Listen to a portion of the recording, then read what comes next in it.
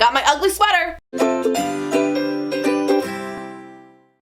Everybody, welcome back to my channel. I am Adorkable Rachel, and it's time once again for another episode of Rachel Review, so let's just hop into it. Moana is the latest animated Disney feature film, and it is a wonderful and unique film indeed. The film was directed by Musker and Clements, and they are no strangers to Disney classics because they're the ones who brought us The Great Mouse Detective, The Little Mermaid, Aladdin, Hercules, Treasure Planet, and The Princess and the Frog. So it is no surprise that once again they bring us another Disney masterpiece. The story is of a young girl named Moana who is the daughter of a chief on an unnamed Polynesian island. So I believe that technically makes her the next Disney princess. She and everyone in her tribe live on this island together, and it is basically the law that everybody has to stay on this island. According to ancient legend, a long time ago, a demigod named Maui took something from another distant island, and that basically brought a lot of imbalance to nature. And partially because of that, the villagers believe it is way too dangerous to leave the island. And they basically believe that if you go any further than the reefs of their island, that it's just gonna cause nothing but trouble for you. However, when this island starts to show signs of dying, Moana decides to go on a journey to seek out Maui and bring balance back to the islands.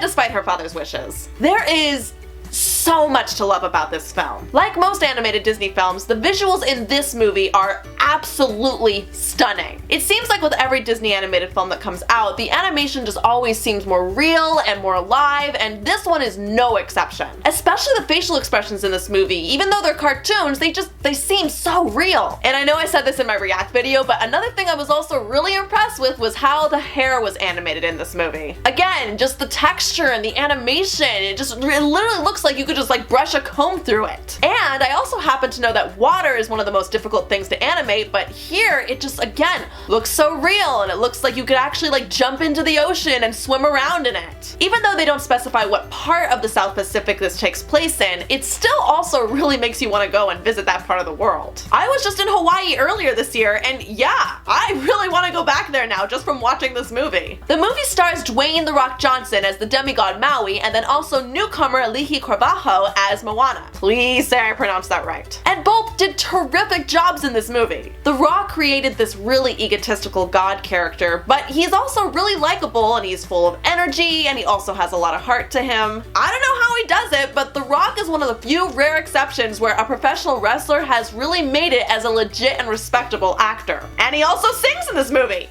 I didn't see that coming. I mean, who knew that hunk of meat could actually sing? I don't think I've ever seen any of his characters sing in any other movies, and I looked into it. Apparently, he did his own singing for this movie. One of my favorite parts of his character, and actually probably one of my favorite parts of the film, is all the tattoos that he has on his body. Because since he's a god, they too are animated, and he actually talks and communicates with his tattoos. And sometimes they even represent the audience, like when one of his little mini tattoo characters is like trying to encourage him or is trying to let him know to go after Moana or not leave her behind or anything like that. It's just really cool to see him actually like interact with his tattoos. Auli'i is wonderful as Moana. Disney went out of their way to find a young Polynesian woman to voice the character, and all I can say is they chose well. Carvalho just brings so much to this character. Like a lot of Disney princesses, Moana is a strong-willed girl who just wants to get out of her comfort zone and see what's out there. But I also like that we can see that she's very loyal to her family, and she also cares about her people, and she accepts responsibility as a future chief. But at the same time, she does face consequences, and she has faults, and she's confused, and she gets lost. But she also solves problems and doesn't let anything get her down for too long. And she doesn't do this in a way that actually feels cliche. In fact, she does it in a way that feels fresh and new and very relatable. And I also love that Moana and Maui do have a lot of interesting chemistry, and they really do have a relationship when they meet. Not a romantic relationship by any means, mind you, but they do start off on the wrong foot, and then they decide that they really do need each other, and they teach each other, and it's really engaging to watch them interact with one another. So Moana is discouraged from leaving the island by her father. I mean, you have to have some kind of reasonable conflict, but I did also notice that since the beginning when she was a baby, everyone seemed pretty on board with the fact that she would one day be chief. I honestly don't know if back in the day Polynesian villages did allow female chiefs, if there were any at all, but what I do like about this movie is that it really didn't focus on the fact that she's a girl, rather than it being kind of cliche where everyone's like, no, you're a girl and girls can't be chiefs, and Let's try that again. No, you're a girl and girls cannot be chiefs, no. And then she has to like prove herself and go out to like save the world, and it turns out, oh, you can be chief. Okay, now we get it.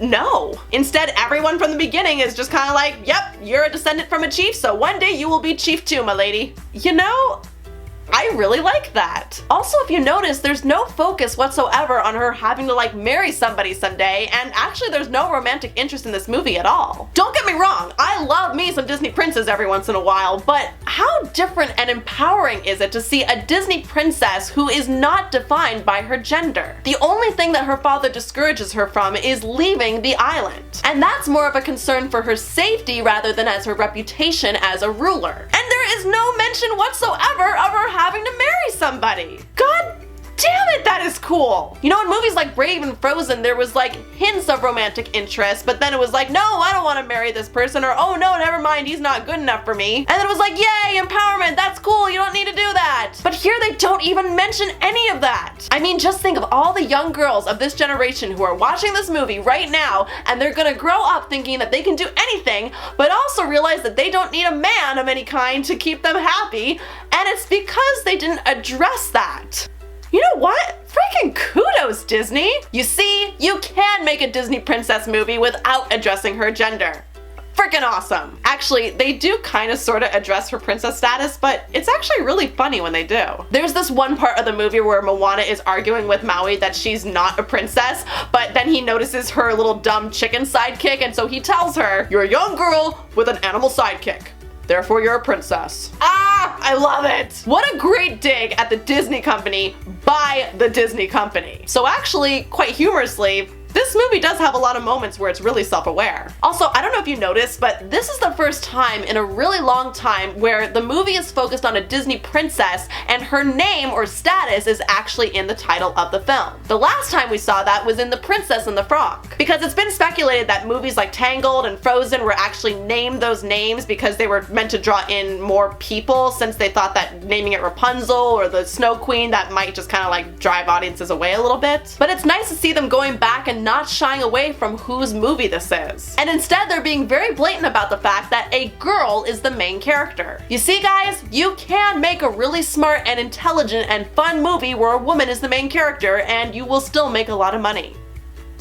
It can be done. And finally, one more thing I want to address about this movie is the music. It is so good. Well, I don't think it's gonna quite live up to the popularity of the Frozen music, but it's still really catchy and it does live up to the culture of the movie. I love Maui's brief but really fun "You're Welcome" song, and Moana does sing quite a few songs at her different character beats, and they're all really moving. And it's also really nice because a lot of the songs don't linger on for too long, at least for the most part. Yeah, that crab song maybe could have been shortened a little bit, but there's enough space in between all of them that when the next song comes on, I'm really happy to hear it. In fact, there was a couple moments when I was watching the movie where I thought to myself, hey, shouldn't we have another song here at some point? And sure enough, another song would usually come up right about that point. Yay! This was not a perfect Disney film by any means, but it's still definitely gonna become a classic. It still has basically everything that you want in a Disney film, from a great story, lots of interesting characters, a lot of great music, and also Disney's been kind of on a roll lately with breaking the rules in one way or another, and this one kind of does that too. And it's also got a great moral that feels Disney, but again, doesn't really feel cliche either. Yeah, it does have a couple of childish tropes, and it doesn't really hit me in the feels right here like a lot of other Disney movies have, but that doesn't mean you can't enjoy it from beginning to end. I know kids are gonna love the humor and the songs and just all the Disney-dom, and I also know that that is exactly why the adults will enjoy it too. Great film, great Disney movie, and just all around a great family film, and definitely check it out this holiday season. So those are my thoughts on Disney's new animated film Moana, and now of course my question this time around is, have you guys seen the movie? And if so, what did you think? Well, go ahead and leave your comments below. Be sure to like and share, and if you're new and like what you saw here, then don't forget to hit that subscribe button. And as always, please be sure to keep checking back for more Adorkable videos coming out real soon. Bye, Adorka buddies!